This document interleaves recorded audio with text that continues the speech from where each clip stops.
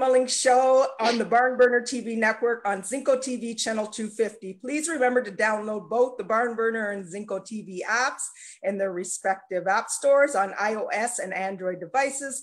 While you download, make sure you rate and leave us a comment. Both apps are free. Zingo TV is also available on Google Chromecast, Amazon Fire and Fire Sticks, and Roku Sticks, also on all smart TVs 2016 and forward.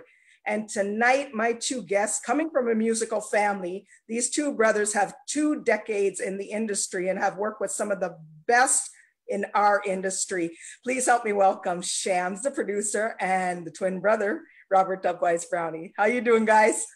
Good, Tanya. What's up? I'm here. It's so good to see you guys. Yeah, man. Real love. I know it's been a while. I only see when you guys, well, I haven't seen Shams in a while, but I see Robert, well, a little while ago when he passed through Shaggy. But from then, we just see everybody online. Yep.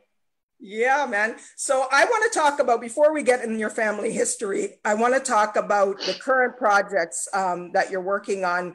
Of course, Robert, you have a new single out, and talk a little bit, Beautiful in June, featuring the Brownie Bunch, and that's family right there, which we're going to get into.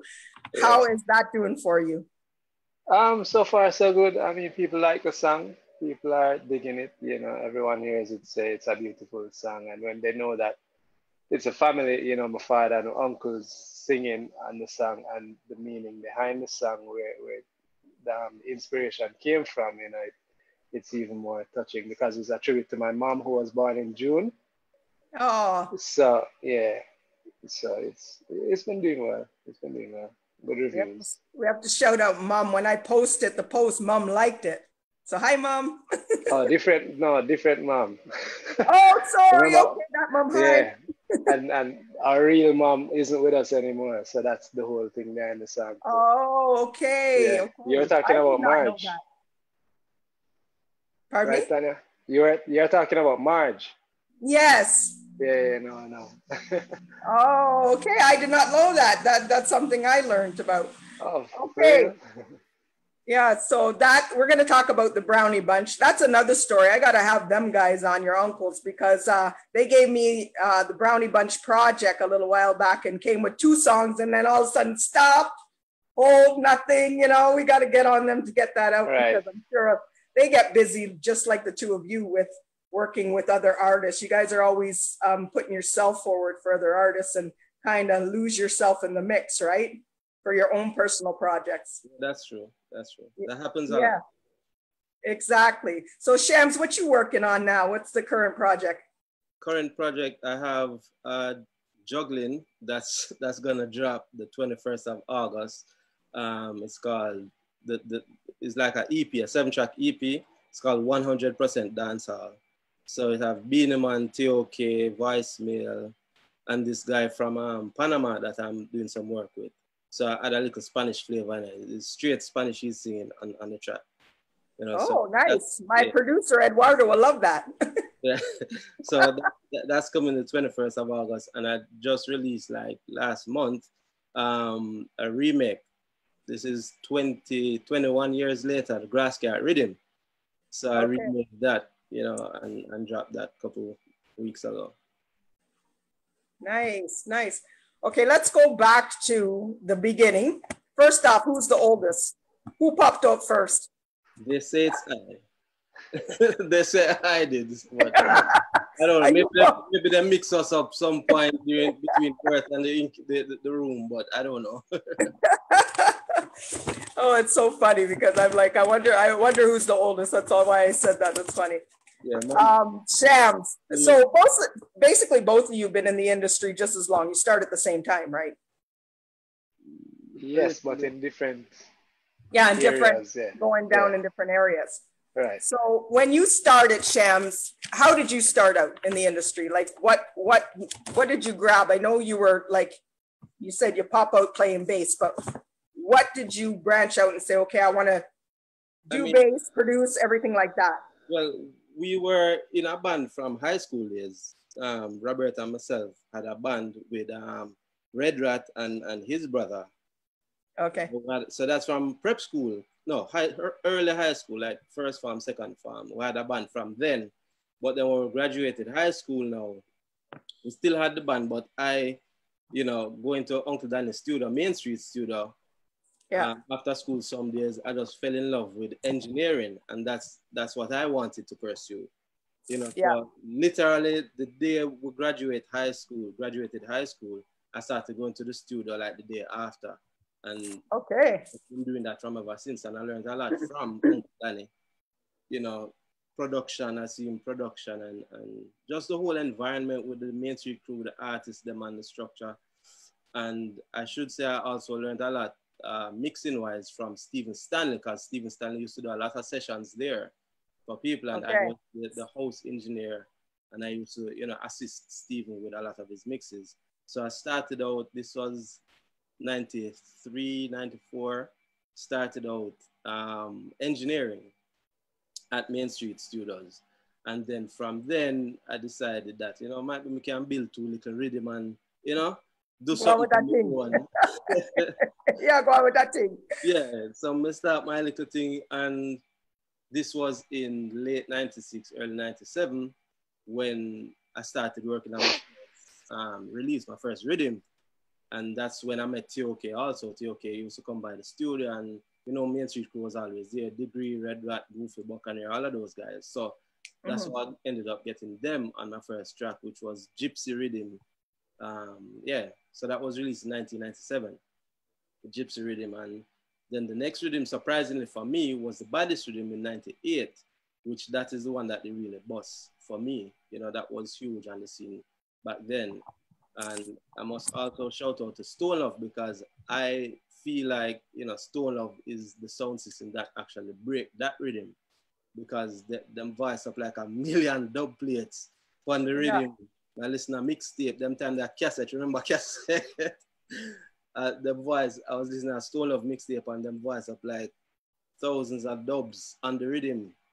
And, from then the Baddest Rhythm just took off. And I mean, after Baddest, and I must go through all I'm reading them, Tanya. Yes, no, we're gonna go. You're actually going faster. I was gonna make a point of the first project and how you got in there with Danny and working, because I mean, that's when I met you. I think it was 94, because I got an opportunity to work with Danny Browne for my album, Personal. And you were doing the engineer on the album. Thank you for that, because it got me a Juno nomination. And then it was exactly 10 years later that I got to work with Robert, your brother, on music.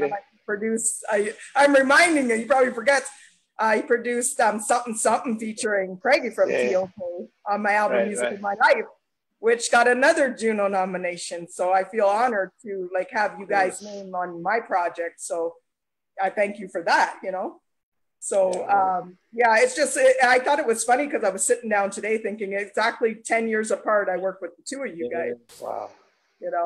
So I remember those times back then in the studio when I met you, Shams. Then it was Richard. And even Nico, I got to big up Nico. He's doing his thing too. He was running around so small. I remember I used to chase him around. I thought he was so cute for kisses. And he wouldn't come in here. He's like looking like, I ain't coming in here when that lady's here. And you look at him breaking out, doing good things. Like I said, tell my viewers, I'm interviewing Shams, the producer, and Robert Dubwise Browne. And like I said, they have a history in this industry. And to me, I always say they're like the Jacksons of reggae music, the family. And Robert, talk about, I want to know how you started, but talk a little bit about your father, Glenn Browne. Oh, what you want to call him? The elder of the pack. The daddy. Yeah.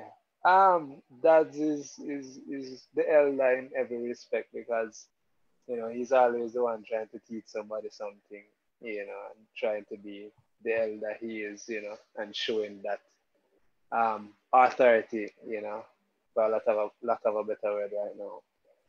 But yeah, man, growing up, he was our first music teacher. He plays bass for Taras Riley now. Back then, he was the bass player for, Jimmy Cliff, Luciano, Ziggy Marley, and the Melody Makers. a long period of time. This is before all the whole Marley split up thing when it was Ziggy Marley and the Melody Makers. Yeah. So Stephen was with the group and the sisters. Yeah, but Daddy was our first music teacher, you know, and all the brothers, you know, are our first musical influences. Because growing up is not like we used to see anybody else do music, but we would see it in our living room, in Daddy's living room. You know, it's not like we would watch it on TV mostly, but we would get down to his house and see them rehearsing. And that was, you know, the first stints of, yo, this cool, this bad, you know. And then Daddy used to take us to studio with him, specifically when Brownie Bunch was doing some recordings, I remember too. And it was just an awesome vibe and experience. I remember when we were maybe 8 or 9, after going to a studio session, we would go home because we didn't live with Daddy. Okay. And we would go home and make believe do a studio session, you know. We would, you know, find whatever we can and pretend to turn knobs and all of that. Yeah. But yeah, that's at the elder, that's at the teacher, and the boss, really. Yeah. Yeah. So, and explain to everybody, I know the family, but explain who are your uncles in the industry as well. Okay. So that Glenn Browne It, the eldest, is a bass player, producer as well, Iron Treasure Music. Then follow him is Dalton Browne, guitarist for Freddie McGregor for the past maybe 40 years or so. So he's a vocalist, musical director, and guitarist for Freddie McGregor. Then you have Uncle Clevie from Steely and Clevie duo. Um, then you have Noel Browne, who is now in the UK, but he is also one of the Brownies and was when the Brownie Bunch was in the 70s when they were the Jamaican Jackson 5, you know, it was 5 brothers singing 5-part harmony and these things. And then you have Danny Brownie, which, you know, spearheaded Main Street Crew, and which I found out that he did a lot of the rhythms in the late 80s going into the 90s, which I mistakenly took for Steely and Clevie.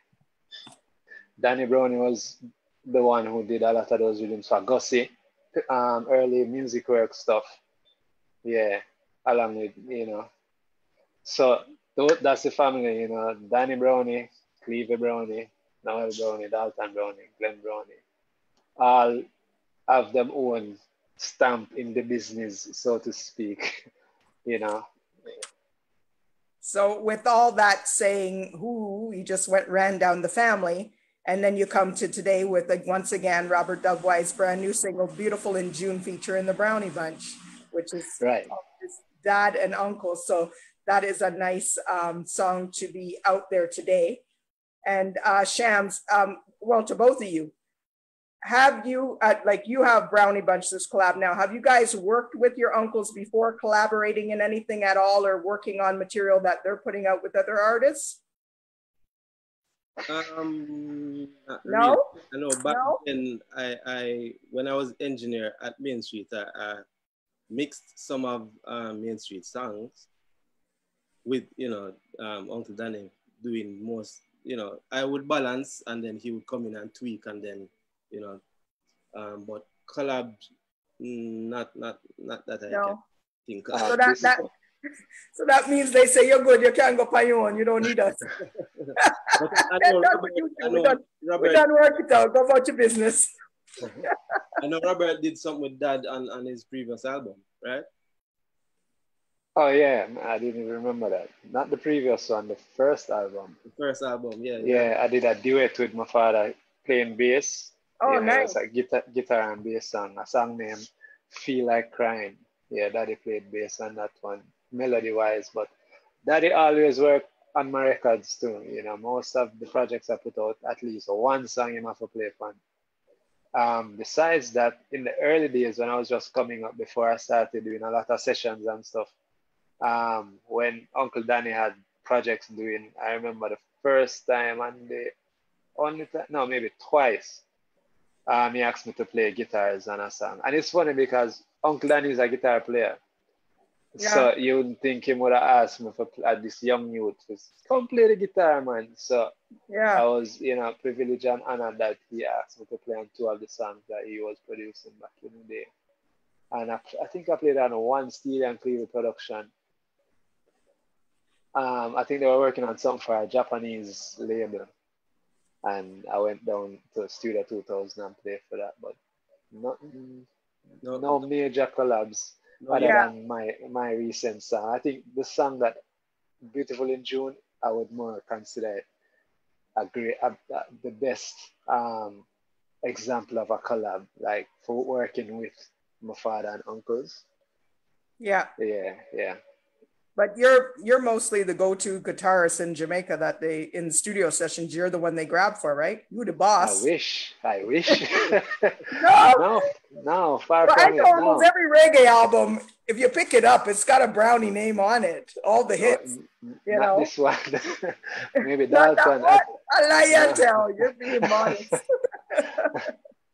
No, because what happened is maybe I realized that's because you're touring too much. Okay, so don't tell me that when you're in Jamaica they don't grab for you. No, the thing is, with the industry here, when I was coming up and stuff, I was the guitarist because there weren't a lot of young guitarists at the time.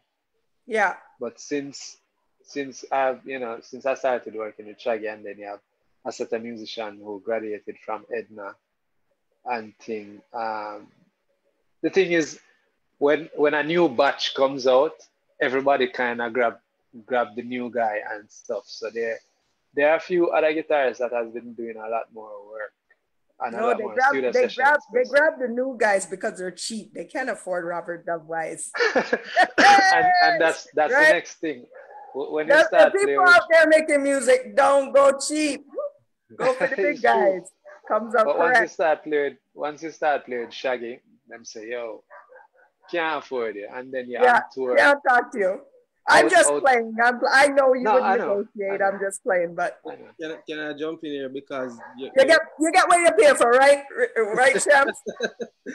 Yeah, but no, I got that a lot too because when I was touring and all of that, and because I produced so many hit songs, people didn't know that I mixed for people.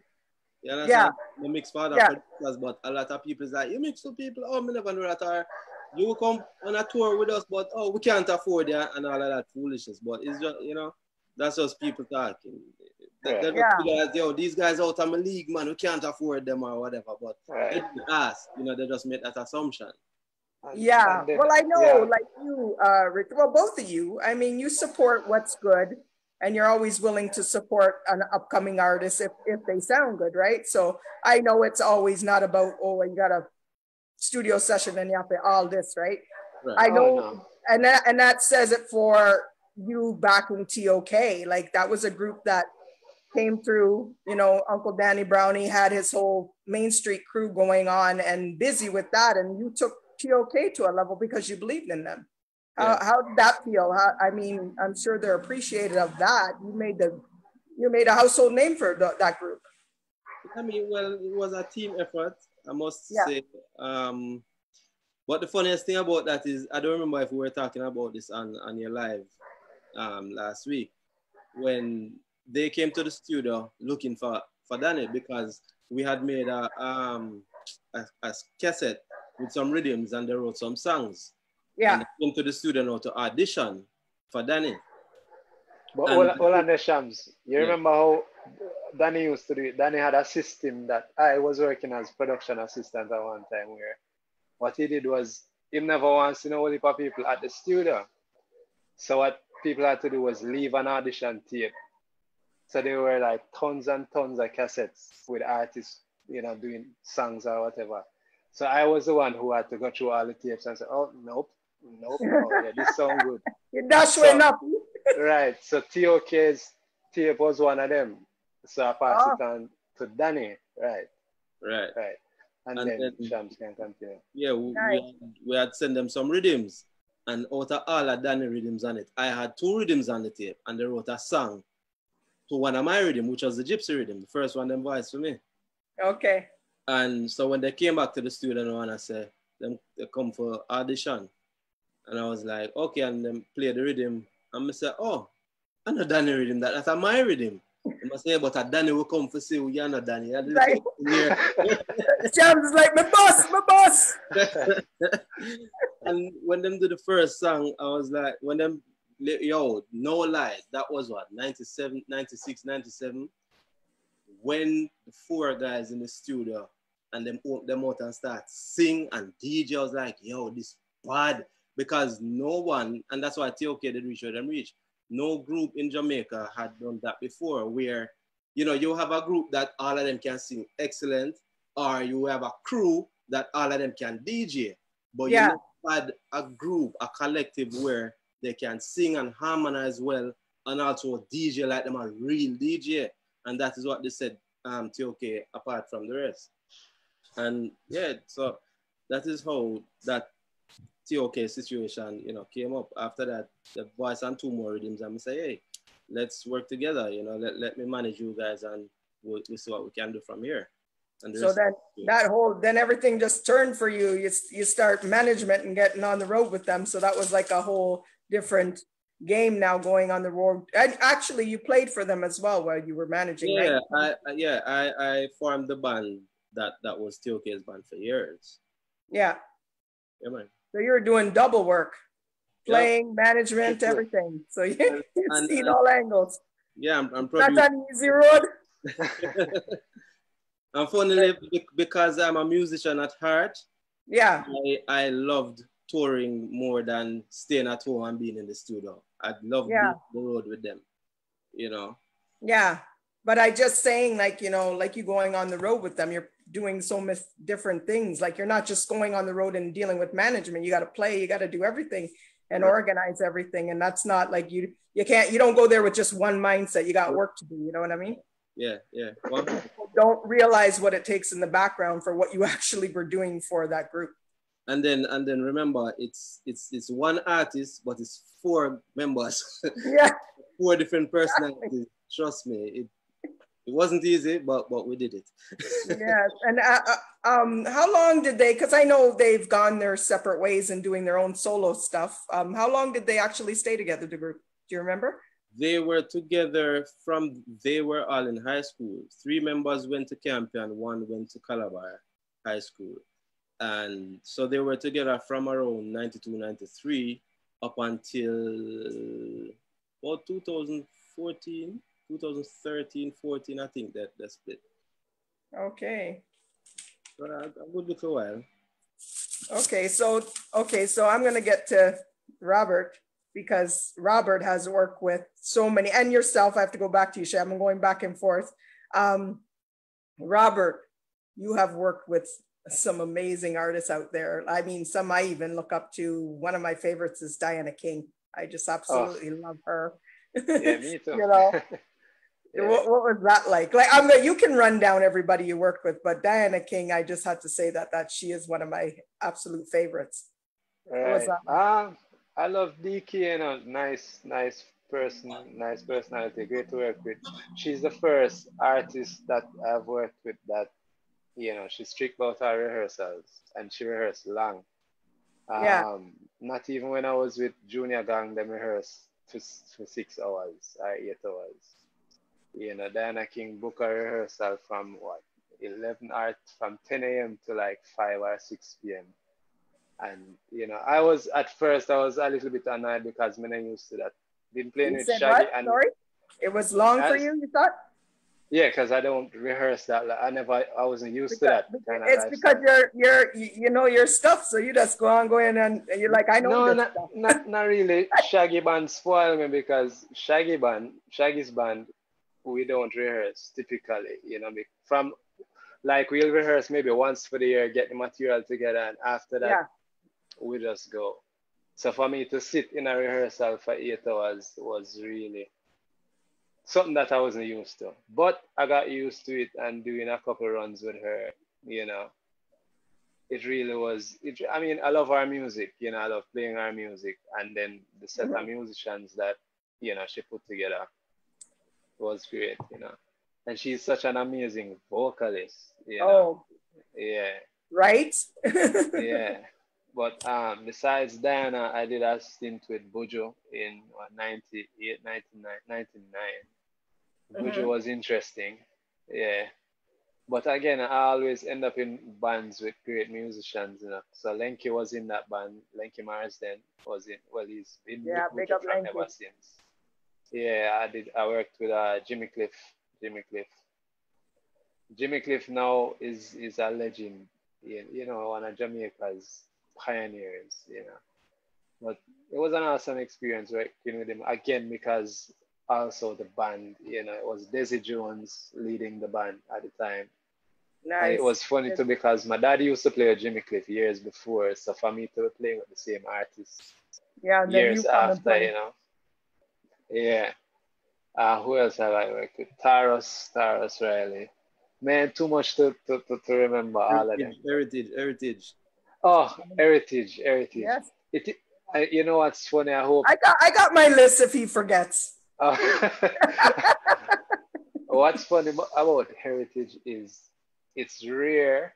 Two artists I can say this about, and I hope certain people not watching this and have to answer to them afterwards. But two people that I've worked with, Morgan Heritage and Monty Alexander, who I'm really fans of, like really a fan. Like would I go a Morgan Heritage show and just stand up and just love them show. Yeah, I can watch Monty it over and Alex, over again too. It's yeah, true. You see the same show and you know what's coming and how they do it, and it's right, like it never gets old. right. So them and Monty Alexander, Jamaica's jazz pianist, same vibe, you know. Heritage is also, you know, they're meticulous about them son, especially guitar parts. You know, Yeah, they were very meticulous. Heritage and Diana King, they know their music.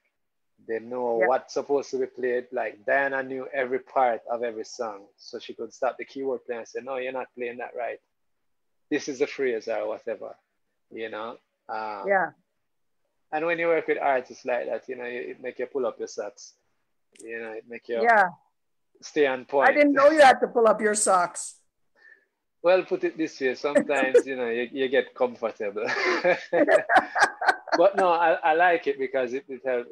Even if my socks was already pulled up, you know, make you stay on your toes because you just know you Yeah. have to get it right. But For it's real. like with yourself, both of you really. I mean, like I'm talking about years ago, you were kind of quiet. I mean, obviously you're older and you talk more, but when I met you guys, you were quiet. And it's like you transform when you get on stage, like as if you're a different person, you know? And it's like that's the same guy that was right here, so quiet and humble, you know what I'm saying? It's like it Yeah. just comes out of you. Well, for me, that's the place to do it. That's how you're comfortable there, right? Yeah, That's your yeah, yeah, yeah. yeah. You also worked with Joe. Oh, yeah, And that was on a Shaggy and Friends. Yeah, yeah. yeah, and you I worked think, with Heather Headley. yeah. Funny enough, you mentioned both of them together. Joe and Heather, I think, are the only two artists that have went on stage, and I got really nervous to play for them. And it's only for each of them, it was only one specific song in the set because Yeah, that specific song has a specific guitar part. And it's like, yo, you have to get this right. I think Joe's pressure. song was, um, not me. Um, remember Joe's big song? It has some Um, acoustic guitar phrases in there. Jams, you remember?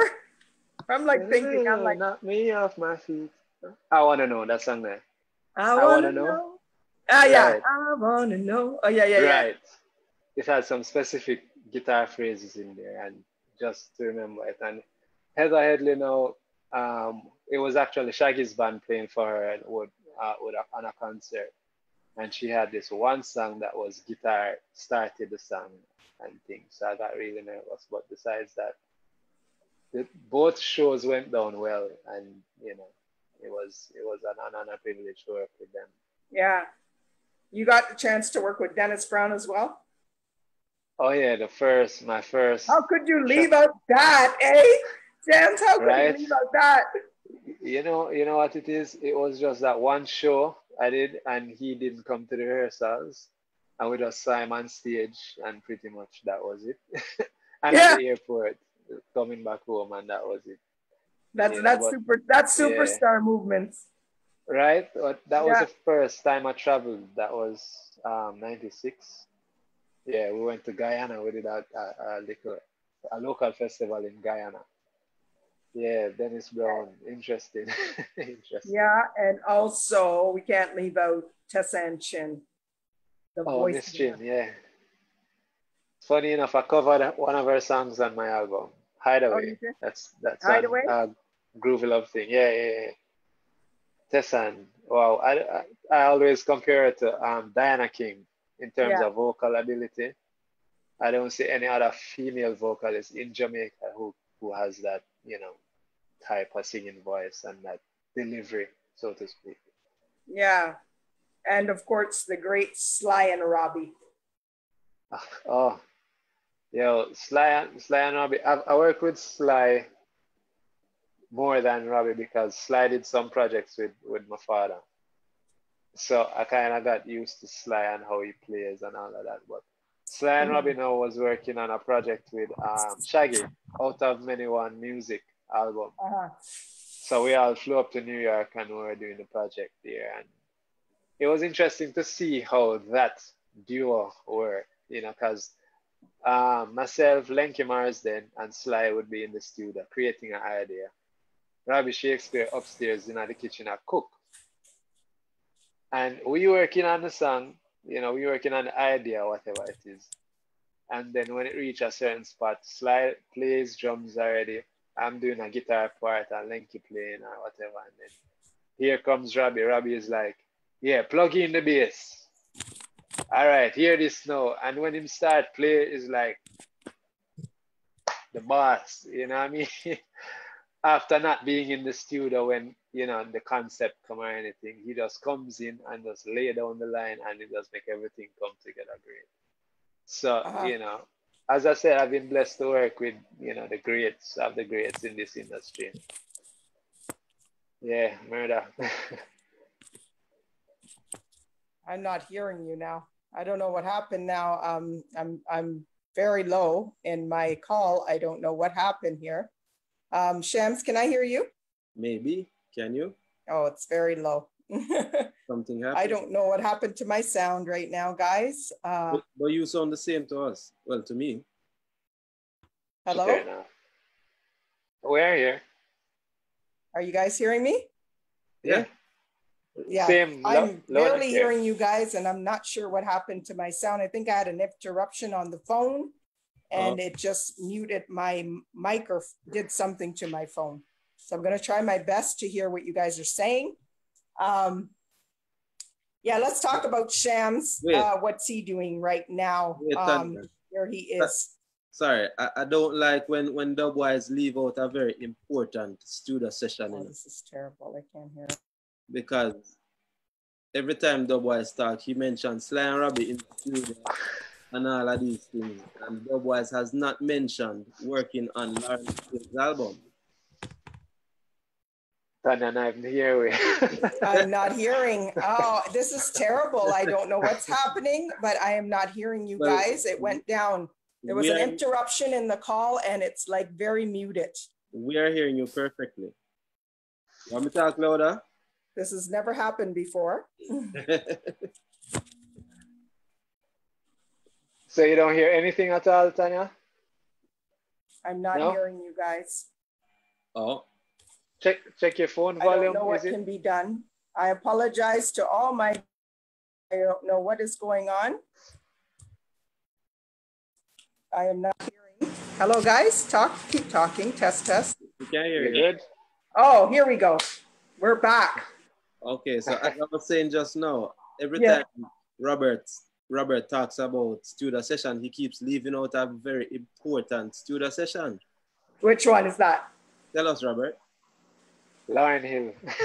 Yes, I was getting to that. Mina left out that one because she's another one, like an amazing artist. Like I know she's out there doing stuff when she wants to, but that's somebody I really, really miss seeing in the industry. I wish she would come out like before, because she's just very few like her. She has her own sound. Like, talk about that. Like, I know it's Grammy and platinum selling vocalist. Like, right. I mean, and you worked on that album as well.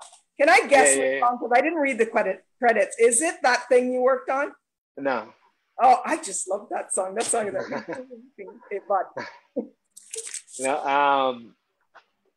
what is that name? The first one on the record. Last Ones. The first track one on the record. Last Ones. Okay.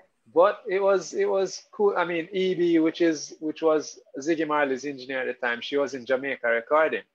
Okay.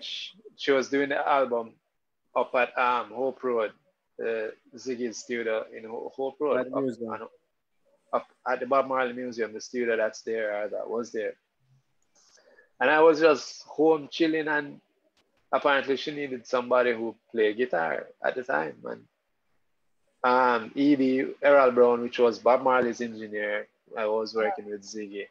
Now he's working with Bujo. I just got a call and I said, Robert, wait there. Bring your guitar and come to the studio. No. I was like, all right, cool. I didn't know whose session it was. When I walked in and I saw her, I was like, oh, wow. Because I had seen and Sister Jams, and he's not the go-to guitarist in Jamaica, right? Right? Hello. I had seen Sister act, and at that time I had a huge crush on her. So like walking in the studio and seeing her, I was like, oh, wow, cool. All of a sudden, you can't play. Right? But it was cool. I mean, she was cool. She was airy, and the producers there, they said what they wanted, and I did what they wanted me to do, and that was it. Wow! And now you have that you have that nomination, huh? Yeah. So 1 year later, because I think the album came out a year after we worked on it. Yeah, and it won the Grammy. Several Grammys, yeah. That's nice under your belt. And that you also got the Grammy certificate for working on Morgan Heritage album, correct? Me? No, for Shaggy and Stings. Oh, Shaggy and Stings, sorry, Shaggy, my bad. Yeah. Shaggy and Stings, yeah, that was the current album that they released, 44876, right? Yeah, 44876, right. Isn't it nice to have those things? I guess so, yeah. No, because I say that because we're artists. I'm an artist first, right? So we get it. But I mean, for you musicians to have that as well and be able to have your certificate up there, that's a true. The downside for a musician to have those certificates and accolades is that people tell us that them can't afford it. That's why they don't call you for session. Oh. Okay, so let's put it out there now. Just because they're brownies and them have all these accolades, call them and check first if you can afford them. That's right. Reasonable. Let's put it out there for the people. We can always work something out too. Yeah, you can work it out. That they're not too big for anybody, you know? That's right. Right. Yes. When the cash, there's always points, publishing and all these things. Something. There's always something in it in the end for you, no matter what. You can't work on something. Yeah. Just we have to teach the new upcoming artists the business side of it, so that if you go with them and you try to give them a little blind, if you teach them the business side, you get more in the end, right? We got to teach them younger generation how it works. Right. Exactly, right? So Shams, you did a lot, like we were talking about your rhythms and all that. And you said, do I want you to name all of them? Of course I want you to say everything you've done. You probably can't remember them all, but I think you pretty well ran down the ones that you did. And you too, you worked with, and you didn't even say, you put rhythms out. Again, your label is Be Rich Records, right? Yeah. And you put out the Grassroots Chat. Grass Cat. Did I say that right? No. Don't laugh at it. The Canadian side just was out a while ago. Okay, sorry. The Body's Rhythm. And then Call Me Shams Productions is part of the label. Yeah, I actually had 2 or 3 different labels. The first one with Bodies was High Profile. That was the name of the label. And then I switched to Be Rich Records. Then it was Call Me Shams Records, then Be Rich Records. Yeah. So all those other ones don't exist. What is it today? Be Rich, straight Okay, through. Be Rich. Yeah. And then you also performed with, it's funny because your brother and you have so much in common. You perform for a lot of the same artists or on stage with the As Playing Bass.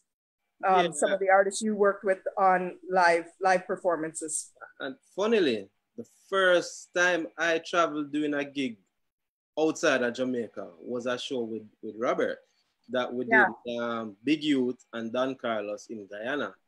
So Robert was in a band at the time and they needed a bass player. Their bass player wasn't available. And they brought me in. And the same Red Rat's brother that was playing drum, he was in the same band. And they brought me in to play bass for that one gig. So the first time that, what year was that? 96, 95?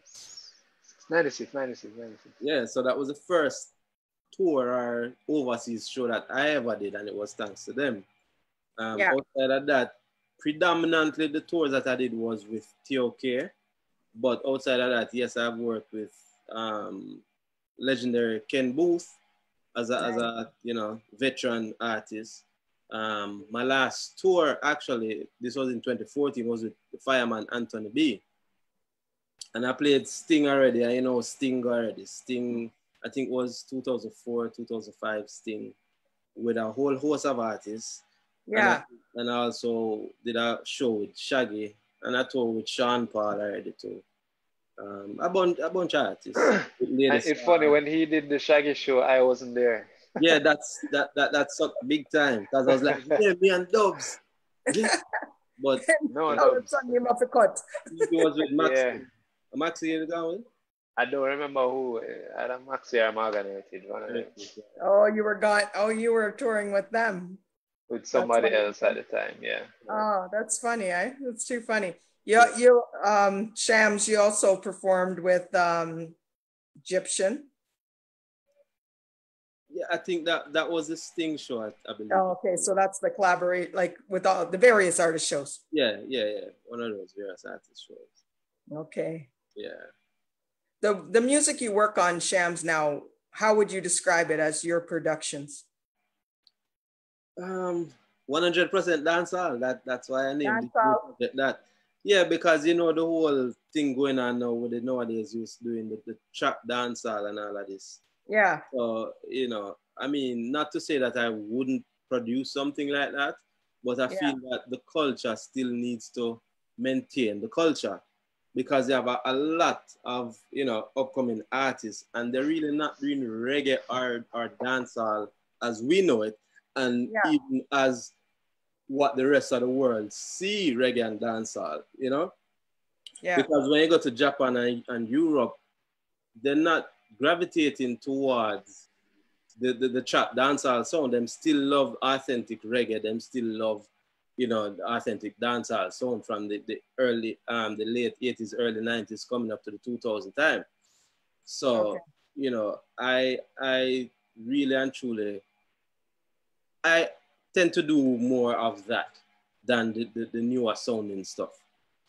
Okay, so what do you consider dubstep and EDM? Tell my viewers. Well, I want you to explain what you mean by that when you say that also. How would you describe that? Dubstep, I mean, the electronic music has its place, and I'm not sure if I'm answering this question correctly, but dubstep to me is of that genre, is that electronic, more raving type of music. Dubstep and EDM is more to that kind of people. People that are high on, substances and they just want to see flashing. Like for instance, I watch Diplo shows and I watch Skrillex performs and a lot of those guys. And it's a light show with this music, with these synths and all of these things, so that's what dubstep is to me. That's how I interpret dubstep. Okay. And EDM. But as far as dancehall going on and reggae, I mean, I think I already said that, Okay. For back to dubs again, because we ran down, of course, we're back to Shaggy again, and you worked on a lot of his Grammy albums. I'm not sure if they won. I think he only won Grammys for Bombastic and the Sting album, I believe.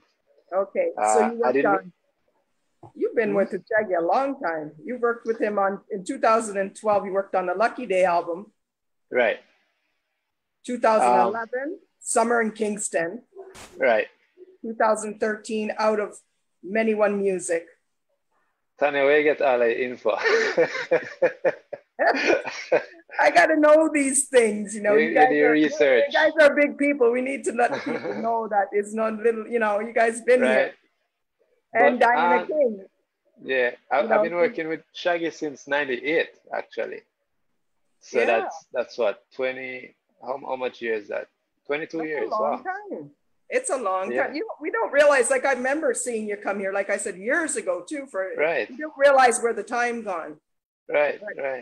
Yeah, you also, Joseph Hill Culture. Oh yeah, wow, yes. yeah, like he just doesn't even realize what he does, eh? Yeah, I know that you said that. I remember Burning Spirits, I worked on his album. I think that one was nominated for a Grammy or something like that. I don't remember. I say it like this, and I'm kind of laughing, like I know you guys, but I just say it because you're so humble about everything you do. That's why I say when people look at you, they think that I'm back to, again, I can't afford you, because you just work with so many greats in the industry. And I mean, it is to do with where you come from, your family background as well. And you've been around all these people growing up as well, right? So it's going to come to you. Shams, true. You worked with, I don't know if I have this confused, but I'm not sure if you worked on the project or worked on getting them out. Wanted Rhythm, Bobby Condors, Massive B. Was that worked on, or just to bring the artists in or their productions and getting them out to people? Wanted and the Rara Rhythm. I made those tracks for Bobby. Okay. He voices artists, but one song in particular that I did all the production on and just sent it to him was the TOK track. Okay. That was on the Wanted Rhythm. So yeah, I mean, we know Bobby in New York and stuff, and on the radio station, and he said, "Oh, Shamsi, I built some nice rhythm, I built something for me." So I made with him, and he knew that I was managing TOK at the time, so he asked me to voice them on the track because, you know, they are my artists, so me and them have the chemistry in studio, so we can a hit, hopefully. And we did, because that was one of TOK's big song too, you know. So so for that project, I made the rhythm. I don't think I did mix it, but when he was mixing it with Tixie down by Anchor Studio, he had called me and I went down there with them to just, you know, help them kind of tweak it or whatnot. But yeah, I always love work with Bobby too. Bobby a good dude. So nice. So they just call you and you build up the rhythm. So is it the same thing for the Show Off Rhythm, TJ Records? Same situation? Funnily, TJ, I met TJ by my assistant engineer after I bought the studio and everything, and I run the studio on Main Street. I bought it from my uncle. And so you had it after Danny. Mm-hmm. Okay. Yeah, I purchased it in 2002, I believe. Okay. So yeah, so I had an assistant engineer now, Kevin Mysaid, and his brethren was TJ, is TJ from them time there. So TJ used to come to the studio and everything, and that's how I met TJ. So TJ's first rhythm was Bill Back Rhythm. I didn't have anything to do with that production, but that's when the voice Mavado at the studio and thing. I think I didn't mix it for them. And then from then now, me and TJ start linking and whatever, and that's how TJ had called me and say, "Oh, hook up on the rhythm." So I think I Suko Billet, the core of the rhythm. Yeah. That is one of TJ's rhythm that I actually played on the Show Off Rhythm. I played, you know, some keyboards on it. Okay, nice. Okay, like I said, I got one more thing to talk about with Shams. Queen Ifrica's album, you also worked on the 2017 Climb. You did 5 tracks on that album. You're saying that based on my bio, or you're saying that based on your research? I read that in the bio, but I did know that you worked on the album. I didn't know that much. Oh, I'm just messing with you. But you know, is by default or coincidence, whichever way you want to put it, because I didn't play those tracks knowing that I was playing them. I have a brethren that calls me every now and again for a studio session for, you know, to play some bass lines for him. Rickman, which is Jamplified Records. And it turns out that he did those songs for Queen, but I didn't know that she was going to be on those records. So I just went by the studio and he said, play some lines for me, I'm play some lines. And then when the album came out, I saw them and I was like, funnily, I put a band together here in New York. She did her album launch in New York. And it's when we listened to the album, I said, these bass lines sound so familiar. and it's when I looked at it, I'm like, oh, reproduce it. And I checked the credits and I said, oh, I played on this one and this one and this one. So yeah, it's like you don't even know, you're just doing work and you don't know where it's going. Yep. That must be weird. I'm sure a few times you heard stuff on radio and you're like, I'll play that one day. Yep. Hello. Yeah, I want to talk about, once again, I said, and this goes for your whole family, you guys put so much of your effort into other artists and kind of put yourself on the back burner as your own personal projects. When did you say, Robert, you want to like do your thing, your instrumental albums? And like I said, I'm glad to see that you were doing your own thing. I know you're still playing on the road with the artists, but you took that time now to say, okay, let me do my own thing now. Thank you, Eduardo. I see you. Yes, let's continue. I mean, funny enough, I've been doing my own. I decided to start doing my own thing in 2003. Yeah. So I put out my first project in 2004, my first guitar instrumental album. And what led to that was, I remember I was abroad with my wife, and you know how family members are. So her uncle came into the room one night, and just with me and him alone. And I said, "Oh, so he's a musician?" So I said, "Yes." So who you play for? And I said Shaggy and thing, and he said, "Okay, so what happened when Shaggy not working? What you do?" So I'm like, "Well," and then he said, "So what is plan B?" And at that moment, I was like, "Oh wow, really and truly, I need to do something for myself." At the time, I was trying to follow in Sham's footsteps and Uncle Danny footsteps and produce some dancehall records. I have a few records I put out as producer. But I mean, I do it because I love production and I love producing. But in all honesty, producing dancehall is not necessarily something that I would do as a career. I don't have anything against it. It's just not for me. Yeah. So at that point, when he said that, I said to myself, wow, I really should do something for me, not produce an artist who can, run off with the song and him eat all of the food and him get all of what is coming to him because the song bad. But, not to cut you, but the point of you saying that, an artist recording and gone run with it.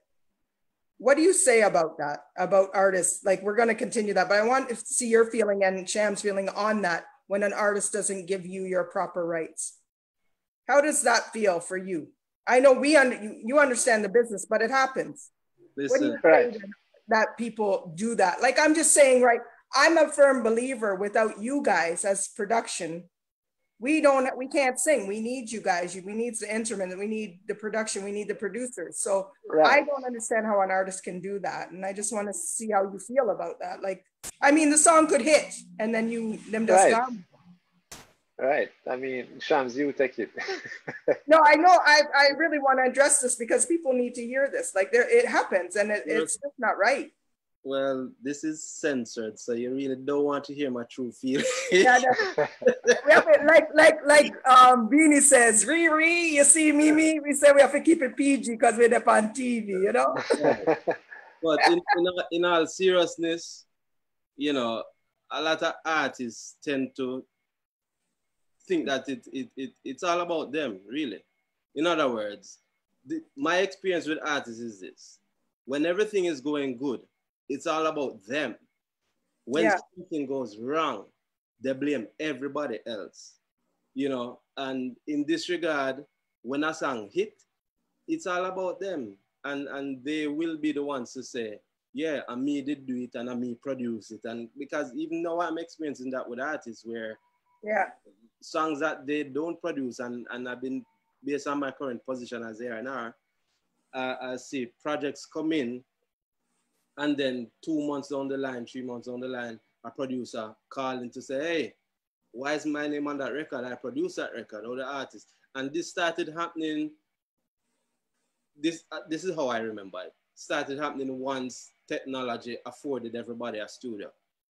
So once everybody was able to buy a little Pro Tools, set up, get a little laptop and set up, all of a sudden the artists them turned producers. So what they started doing was taking people beats. I had a rhythm, like a typical example. I had a Bodies, the remake of Bodies. And I give it, you know, typically you send your rhythms to artists for voice pan. Yeah. To write them songs, actually, not to voice. Come, I have my studio. You come to the studio with your song and then we'll listen to it and tweak it and then we'll take the vocals. But when everybody started having a little studio now, what happened was the artist take the song, take the rhythm and went and voiced it at his studio without the producer knowing what was happening or even hearing the song. Yeah. And before they even come to the producer and say, hey, here's the song, listen to the song, or here's the demo, this is the idea we have. The artists then went ahead and print up promo CDs of their song and started giving it out to the taxi man, the man and the sound man them to play before the producer is even ready. So that from that point on, they're calling themselves, me producer and me producer. Well, no, because half of the time you're off key, you don't know what you're doing. It isn't mixed properly because remember, it's a stereo track them get. Yeah.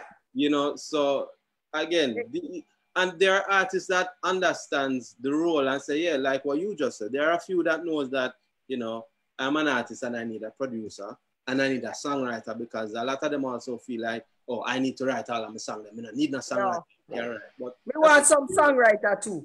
Oh, that's how it works, you know, but as I said, I think it's a lack of knowledge. Yeah. And well, you know, I hear what you're saying is correct, but also when you say the art, I want to say this too to artists listening. The artists, when they go and do this and they go ahead and they voice it and they put it out, and like you said, might be off key, the track is not fully produced and done yet, and they put it out. Yes, they're saying it, but when it comes back, it represents Be Rich.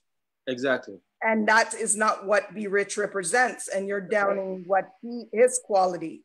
And I think that has to stop because it's representing you wrong.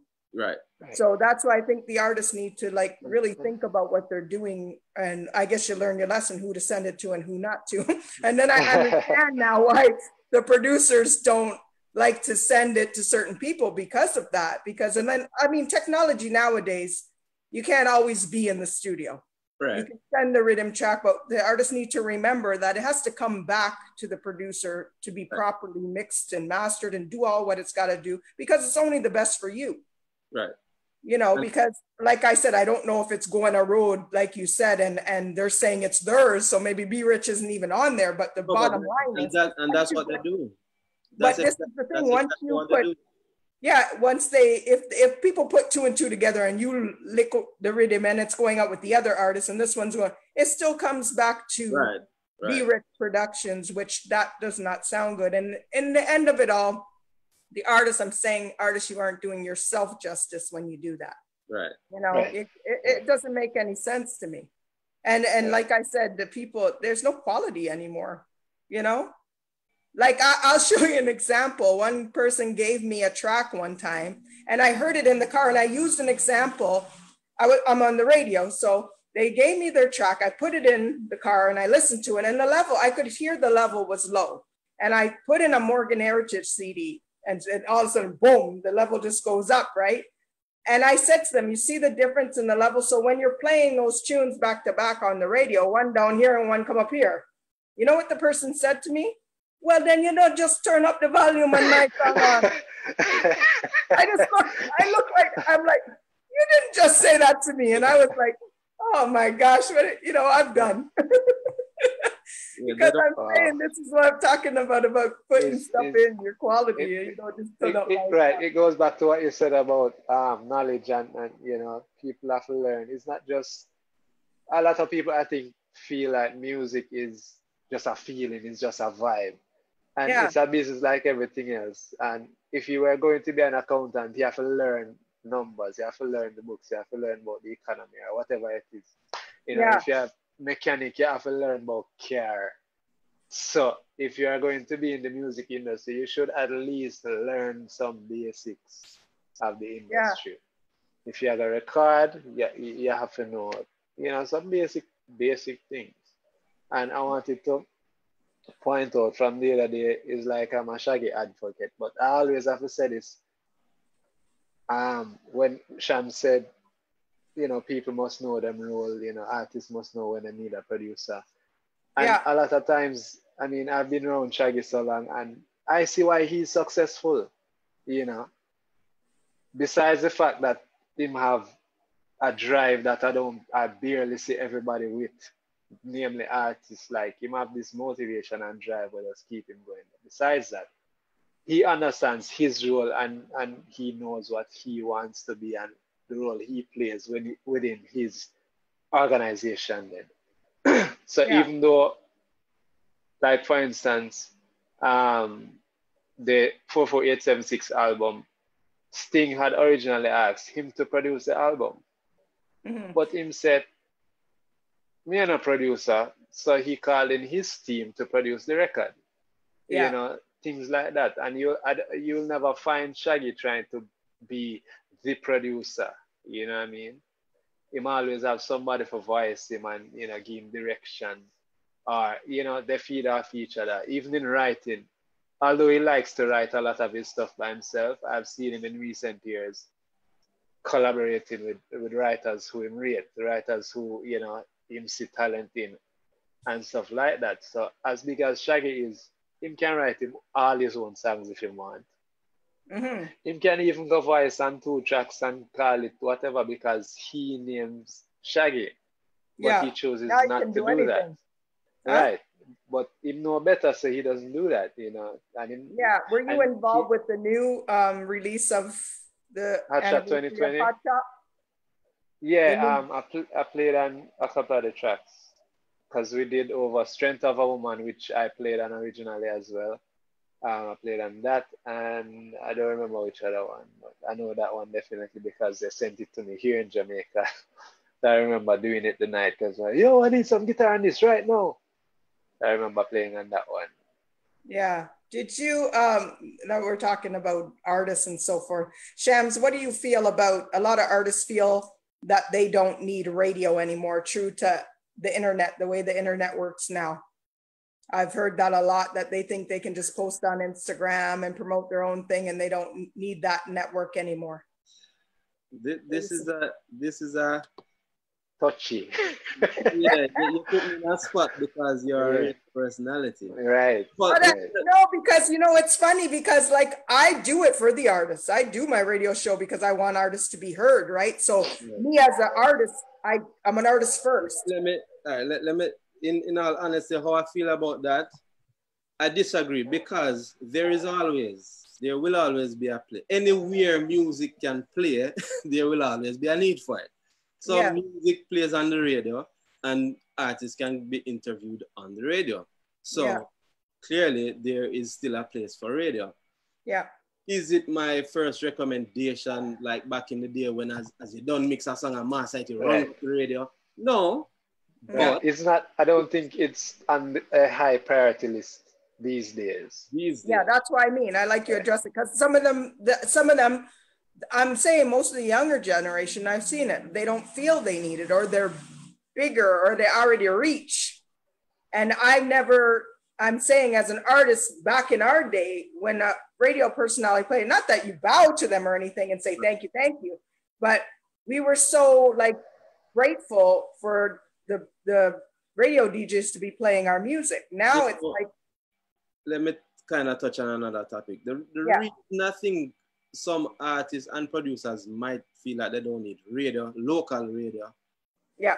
is because of a pure situation, whereas you just mentioned it's not like, you know, they have about it or anything, but a lot of the radio personalities tend to, they started having that kind of an attitude like, yo, you need me, and if you're not giving me X amount, then whatever, so you need me. So I think that created a whole, you know, kind of discord between artist producers and the radio people. Yeah. However, in terms of like nowadays, my views on it is, yes, you have social media. Okay, you have a new song, you have a new release. Okay, social media, bring it here, your regular promotion. Everything adds up to carry it to another level. So adding radio in the mix, it's only going to help. You can never ignore any one platform. You understand? It would be stupid to say, no, I don't need radio at all. Or the other way they look at it is, the song don't begin at the streets and then at the club. So if the radio then pick it up, so what? No, because you still need the radio personalities to endorse your career. Because if that's your attitude and you say, okay, no, them can pick it up, whatever. The radio people not going to call you for any interviews. Yeah. Right. And they're not going to be interested to do any kind of interviews with you to help boost your career, your record. So everything makes one. I just talk about it because, like I said, being the artist first, radio management, I've done it all too, and now TV, I've seen all angles in it, and it just blows me away that some of the attitudes I see along the way. And like I said, I have a whole new respect for radio DJs being on it. It's not as easy as people think. Right. And you're getting so much music, it's hard to get to everything. So that's what I'm saying. When some of them take that attitude, it's like, what, you know? They need to realize what the radio DJs are doing and how it takes. I'm not about the payola. I don't like that because, like, I'm an artist first. What happens to the artists that are out there upcoming that they don't have those kind of funds to push them? I believe in pushing good music. If it's good, there shouldn't be a dollar behind it because they have a job to do. You know, maybe it's different if you're on a station and you're not being paid and you have a little, I'm not wrong to one guy for having a little, give me something for what I'm doing because that's all he's getting. That's fine. But to actually hold somebody to me, nah, bust your tune till you give me some money. And that's I don't agree with that. That's the problem that I have with it, you know, because if it's a case where, yeah, man, you can buy me 2 drinks and we can par and we can go up on the road and you can do favors, no problem. But when that individual is going to, as you say, hold your ransom, like, no, this ain't happening unless that is happening. To me, that's it, you know, right. But what I say is that you can give him some money to play it, 1, 2 times. So what happened to the 3rd time? You tell me you're going to bust a tune in 2 plays? That's what I find funny. I mean, and then you keep giving him money, and then what is he going to do? Play it? If we don't give them money, what am I going to play? Dead people music? I don't understand. You got to get music from somewhere. Right. And I really don't care who's watching this. The sad thing about it, what we discuss a lot, you know, is, or what we end up talking about sometimes is, how is it that they are hitting up, you know, the Jamaican artists or the Jamaican producers for money like that, and they're playing the hip hop songs for free. They're playing the R&B songs for free. Nobody's paying them to play these songs. Yeah. You understand? But they are beating the hell out of these songs. But yeah, that's just the image. I think we enabled people when they started it from day one. Mm-hmm. And I think everybody just have to stop to do it. Like, we could use the same thing, like to say, we're not going to do that anymore. We'll do it through social media. And hopefully you can go to the radio personalities that aren't doing that. I just think, and I'm talking about, I can't speak for myself because I've been blessed my whole career, never had to pay for a studio session, been produced. I'm lucky, but I'm talking about them up and coming artists that put their money into their production. Right. It takes a lot for them. So when you're going on them like that, some of them don't have the money. So it's like, let's just push this talent and stop making it about that. You know what I mean? Sit back and be proud that you were a part of that artist growth or something, you know, that oh gosh, I'm worse than you guys. Don't get me started. But like I said, I've seen all the avenues on each side, and you guys have too, because you've gone through the management, you've gone through the production, you've gone through everything. So, and, you know, I want to go back before we get into what you're doing now today, Shams, at VP Records, your position. I want to run down Robert's, again, his solo projects for all my viewers to know I want you to know Robert Dubwise's work is solo material, and you got to certainly go out there and get it. Robert, talk about all your solo projects you've done. Oh yeah, so the first one I did was after that situation with my wife, uncle. Yeah. I started immediately working on the project that became Birth. That's my first solo project. It was a bunch of originals and one cover, Bob Marley's Sun is Shining, which I got Ernie Ranglin. I don't know if you're familiar with Ernest Ranglin, yes. jazz guitarist, to collab on that one for me. After Birth, I did another record called Electrifying Grooves of Diversion. When did that come out? 2010. And the third project was Groovy Love Thing, which to date is the project that, you know, has been got the most attention from everybody. People seem to love that record. Yeah, you got a lot of airplay. Speaking about airplay, and he didn't pay for it. Right, right. Thank you, everybody who played his music. Right. Including myself, I play it. Right, give thanks for real. Yeah, that project is a bunch of covers from Jamaican artists, Jamaican writers, done in a smooth jazz guitar instrumental vibe, you know. And currently I'm working on another project that's dedicated to Mom who passed, which I said earlier. Is that the fourth album? Yeah, this is gonna be the fourth one, yes. Okay. It's been taking this long, you know, life, things happen, and as well as I've been waiting on a particular artist to voice a song for me to do a collab, and I've been waiting 2 years, and after 2 years, last week I get a call that said, nah, I feel the song again. So now I have to rethink the whole thing. And it's funny because I felt like I was waiting on that song to complete the album. Yeah. And now, you know, that's not going to happen how I wanted it to happen again. So I just have to rethink and just finish up quickly. But hopefully later this year or early next year, that album will come out. And it should be great because I have Dean Fraser on a song. I released a single last year too. No, 2 years ago with Dean Fraser. Tears in Heaven. Eric Clapton's Tears in Heaven. Yeah. So Dean Fraser played sax on that for me. Shams mixed it actually. Okay. And things. So that will be on the album. Big royalties are coming for that one day. Don't worry, Shams. so yeah. But I like this project so far. It's going good, and then obviously I have the Brownie Bunch on it too. Yeah. So and I'm gonna my sister Sudan, you know Sudan. Yeah. She's mainly a dancer, but she has a nice singing voice, so she's gonna sing one song for me. Sang. Yeah, man, she's gonna sing one song on it for me. So. Nice. But yeah, where do you get? Is that Elaine Marie? Is that what it's gonna be called? Yes, maybe just stick with plain Elaine and not Elaine Marie. Elaine Marie was my mother's name, like is my mom's name. Well, you want to hear something funny? Funny? My middle name is Elaine. Oh, for real? And my mother's name is Marie. Wow, that's funny. That's interesting. When I read that, I was like laughing to myself. Yeah, for real. So I haven't decided if I'm going to keep that Elaine Marie yet or not, but it should be. That's nice. It's going to be a cool album. I just got some of the tracks mixed, so it's going to be really nice.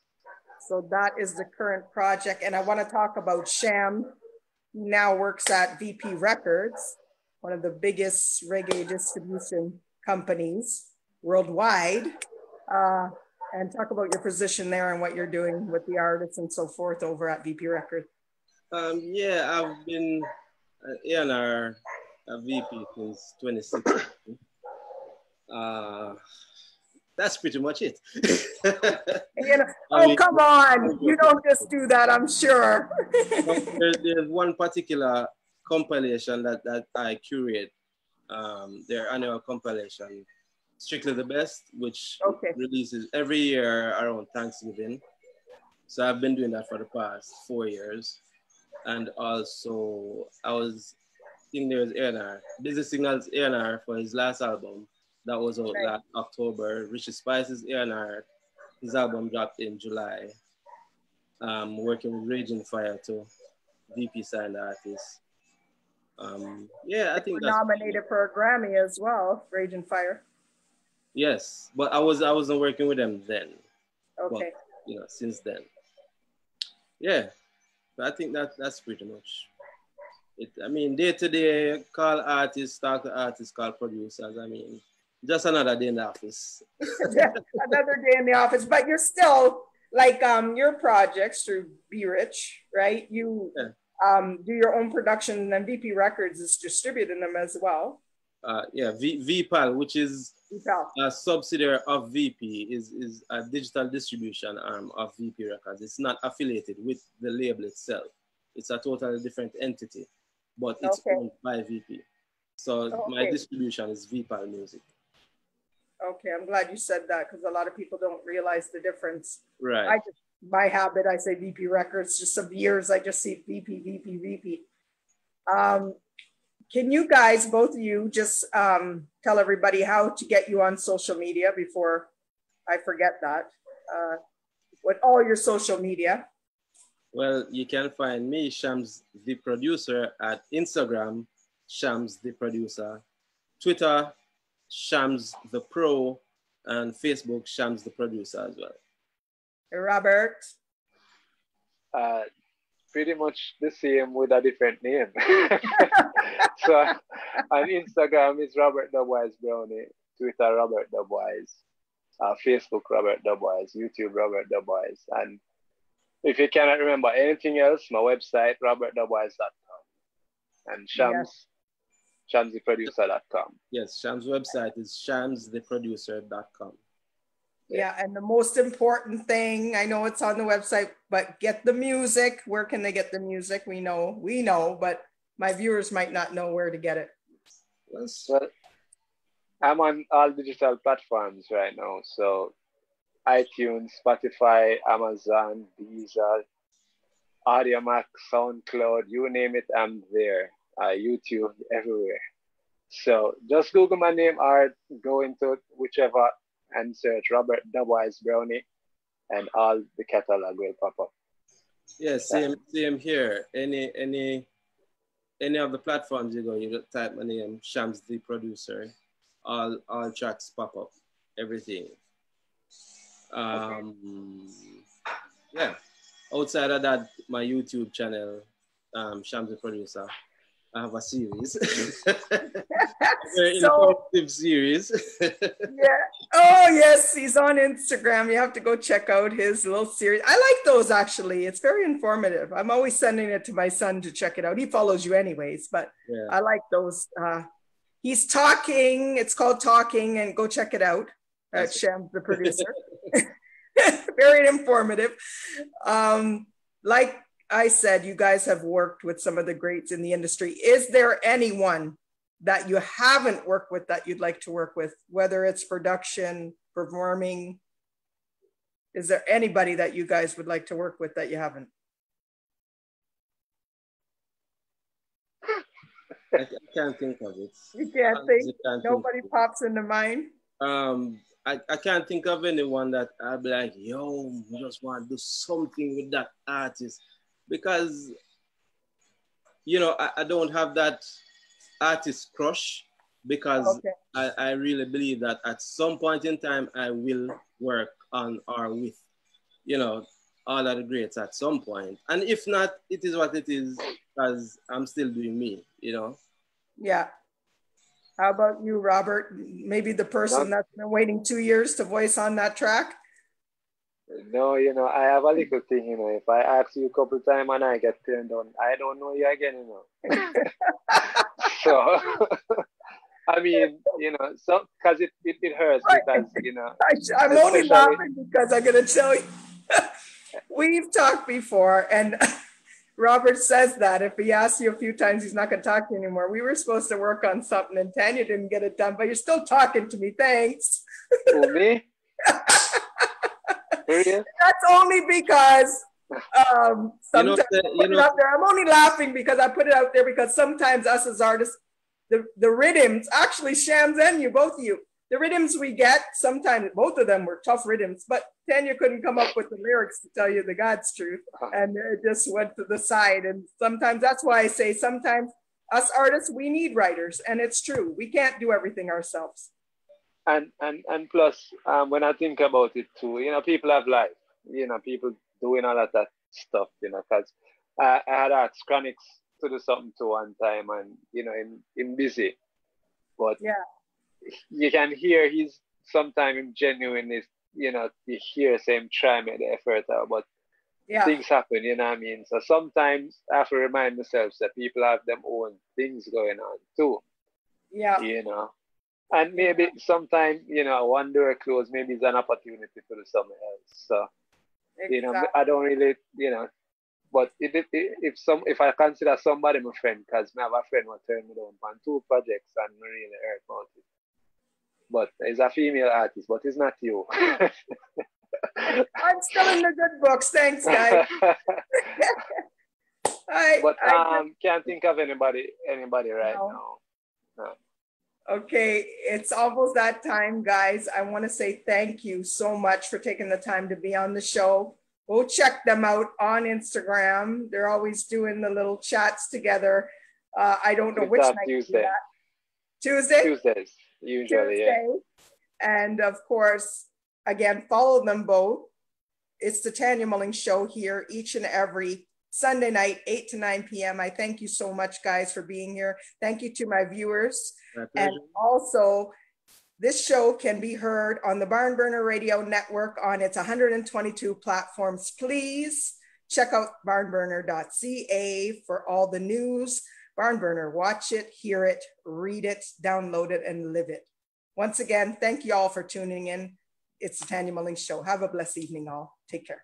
Bye. Peace, Tanya.